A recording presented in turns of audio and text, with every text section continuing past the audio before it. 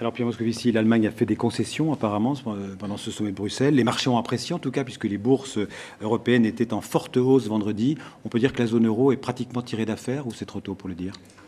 En tout cas, il s'est passé quelque chose d'important, de nouveau, lors de ce Conseil européen de Bruxelles.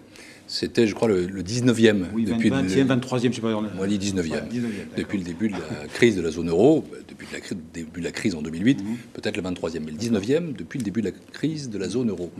Et jusque-là, on avait été dans une logique qui était de répondre à chaque fois à l'urgence par l'urgence, de mettre des rustines, et puis dès le lendemain se produisait un geste de défiance. On voyait ce qui n'allait pas. Et là, qu'est-ce qui s'est passé de nouveau? Premièrement, et votre reportage le montre bien, c'est la globalité de la démarche. On a à la fois abordé la question de la croissance, qui jusque-là avait été la grande absente de ces conseils européens, la question de la stabilité financière, avec la réponse à apporter aux difficultés qu'on connaît de certains systèmes financiers ou de certains systèmes bancaires, outre la Grèce, l'Espagne et l'Italie. Et puis, on a envisagé des mesures plus structurelles qui vont plus loin, avec le rapport Van Rompuy, avec la perspective d'une union bancaire, d'une supervision bancaire. Et je pense que c'est un signal très fort qui est donné. C'est un signal de volonté politique de ne pas laisser la zone euro se faire déborder par je ne sais quel déséquilibre. Et je pense en effet que c'est un geste solide. Les marchés l'ont salué comme tel. Il reste du travail à faire. Ce sera notamment le travail de l'ECOFIN, de l'Eurogroupe, qui se réunira le 9 juillet. C'est la réunion des ministres. L'ECOFIN, c'est la réunion des ministres de l'économie et des finances à 27. Et l'Eurogroupe, c'est la même réunion, mais à 17, où tout ce qui concerne la zone euro se décide et se joue. Non, je pense qu'il faut saluer ce Conseil européen. L'avenir dira s'il était historique ou pas, mais il est très important, il est majeur.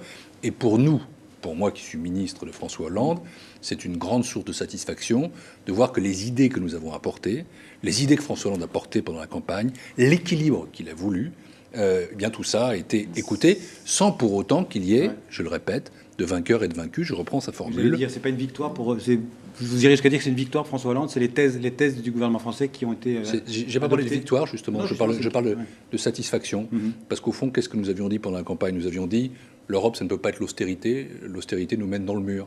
On a introduit la croissance. Nous avions dit qu'il fallait un équilibre. Eh bien, cet équilibre, il est là, entre la responsabilité budgétaire nécessaire et puis la croissance affirmée. Nous voulions rétablir la confiance. Je crois que la confiance revient.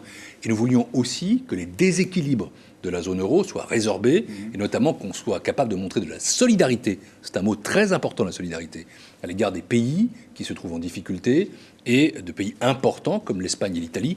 Nous y sommes, et donc je ne dis pas que tout est rose, que tout est beau.